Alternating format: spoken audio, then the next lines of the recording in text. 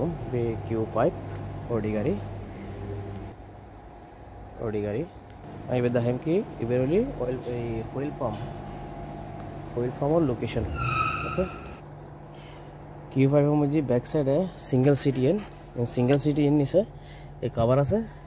single সিটের নিচে ওকে দেখতে দেখুন এই রাইট সাইড তো সিঙ্গেল সাইডের নিচে আলি হুইল পাম্প 3 স্ক্রু আছে 3 স্ক্রু খোলার পরে তো এই হুইল পাম্প দেখা যাবে আর চ্যানেল সাবস্ক্রাইব করে দিবেন লাইক কমেন্ট শেয়ার করবেন ওকে গাইস তো এবারে সমস্যা হলো কি গাড়ির এবে লিকের কারণে এই দেখতে লিখুন স্ক্র্যাচ কি এই পেট্রোল বাইরের ওই লিকের কারণে গাড়ির ভিতরে কমপ্লিট পেট্রোলের বাস মানে পেট্রোলের স্মেল তখন এবার আমি করলাম কুলি এনে শেষ করি হাজার ফাড়ি গিয়ে দিয়ে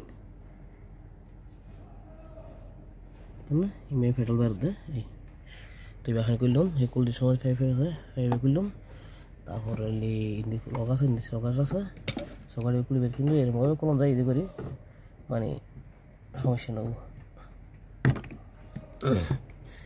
ওকে গাইস আসসালামু আলাইকুম